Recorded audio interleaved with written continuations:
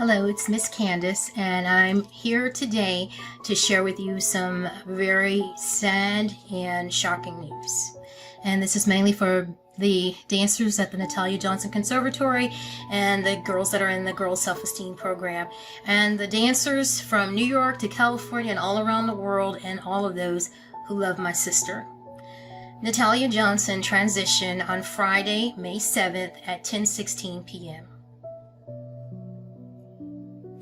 And one of the things that my sister's always said to me is that whichever one of us goes first, and we need to make sure that we tell people exactly what happened. And because it's very normal when someone young passes away who appears to be healthy, we want to know exactly what happened. And what I can tell you is that we don't exactly know. But what I can tell you at this point is that Miss NaTalia's life was not taken. She didn't take her life. And she didn't lose her life to any illegal or legal substances. It appears that it may have been a stroke, a brain aneurysm, or a heart attack, or we don't know what else. Because my sister was very ill, and she chose not to share that with me or anyone that I know of. Not my mother, not myself, or my other siblings. So if she did share that with someone, she probably told you in confidence, because when my sister would go to the doctor, she would make it very clear that she did not want them to disclose any of her medical information to me. Thus the time on Facebook when I was talking about they had lost her at the hospital is because she didn't want me to find her. My sister suffered from anxiety, severe anxiety, and it got worse during COVID. And when we had to, contain ourselves and not be out amongst the public. And there would be times where she was just in a great deal of pain. And I also believe that there were other medical conditions just from, the weight loss. And as much as my mother and I tried to urge her to go to the doctor, she would halfway go. And when they gave her medicine, she didn't really want to take it. And so what I will share with you is what happened on May the 7th around 9:30. My sister had come home from work at Leotata Elementary School under the Roberts Family Development Center. And she said to me that she didn't feel well. She wanted to go to the doctor, but she wanted to wait until after they had a meeting on Saturday morning. And I said, well, you want to go now? And she made it very clear that she didn't want to go, but she might have to. She wanted to lay down for a minute, and then she'd let me know if she needed to go. So she laid down and started to feel a little bit better. We turned on a movie. We were watching a movie that had Michael B. Jordan in it, and we were, just having fun sister time, giving dap and laughing. And Chris, she often did, even when she was little, when she would be afraid, she would come in my room, sleeping at night, being, young. She would come and lay at the foot of my bed, and that's what she did. She came and laid across my bed at the foot of my bed, and we were watching this movie and laughing, and it was one of the greatest times that we had in recent years. And then she looked at me and she just started crying, and she said, I'm so tired. I just don't want to do this anymore. And I said, what do you mean you're tired? Because when I've heard people say that they're tired, that has a greater meaning for us adults. And I said, what exactly do you mean? She said, I'm just tired of all of this. I just don't want to do it anymore. And I said, what did you mean? She wouldn't tell me.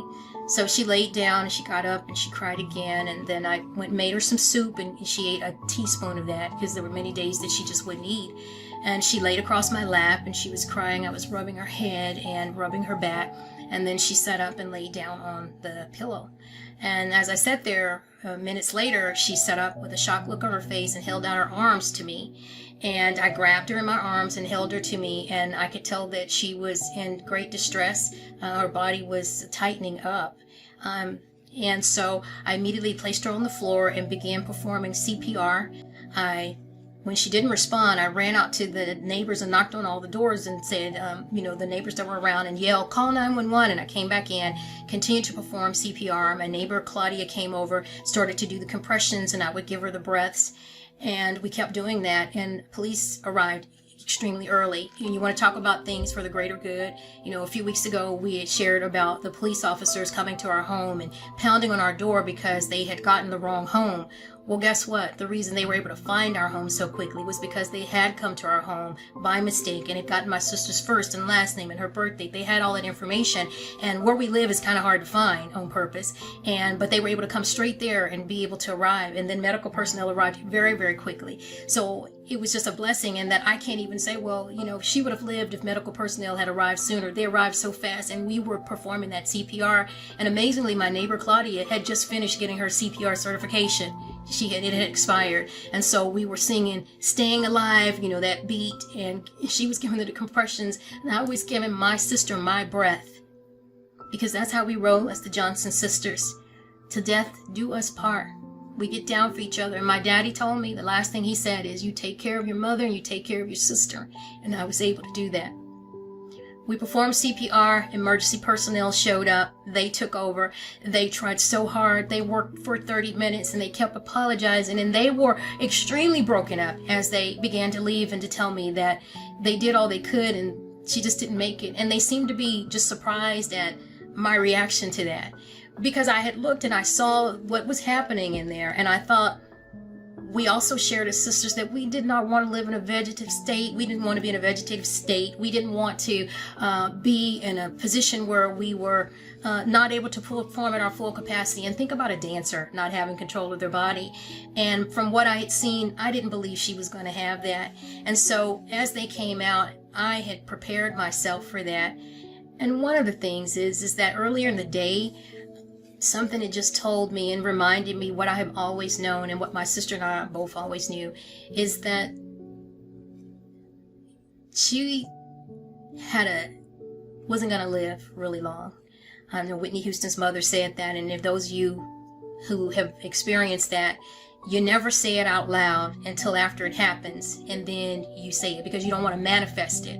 And so I had a very clear message that came to me and said that she was not going to be here very long. And then it was that very night that this happened. So the message that I want to share with you all is that what my mother said to me today, and one of the reasons that I've waited to make this video or to share the information of my sister's transition, is because my mother is really anti-Facebook and social media, and she'd always said, I don't want all, if something happens, we don't want it all over the internet. And finally today, as I was talking to my mom and just, moving at her pace, she lives in Lubbock, Texas, and my mom said, you know what, Candida?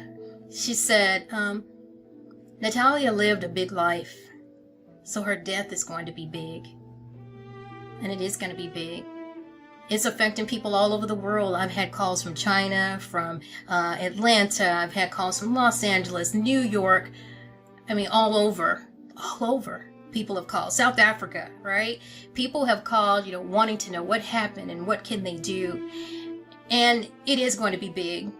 It is going to be a big celebration of my sister, prima ballerina NaTalia Johnson's life. And along with that celebration, I must let you know that our mission continues with the Girls Self-Esteem Program and the NaTalia Johnson Conservatory. What we do is a ministry. Oftentimes people think that, we're just two Black women without children just working with kids. And no, it is our calling. Just for those who are called to minister in a church, you have a calling for that. You're called to serve food. You are called to be the person that cleans up the airplane so that it can be safe and sanitary. Every job that we have is important. So no job is more important than the other. But when you have a calling to do something, when you have a ministry, you can't run from that. And what I would say is that if there are two ministers of a church, and one of those ministers transitions, the church doesn't close its doors. The mission must continue. And so with that said, we're going to first concentrate on the celebration of life for my sister. I'll be in contact with everyone. At this point, I don't have access to her social media because you know how private she is. And she's here now, kind of smirking at me, telling me, don't be dramatic, don't be too over the top, which she knows I'm going to be a little bit. We're going to have a huge celebration of life in Texas, where she'll be laid to rest near our father. And there will be a celebration of life here in California for all of Miss Natalia's beloved dance students and students with the public school systems. And then her family in New York will be doing a celebration as well.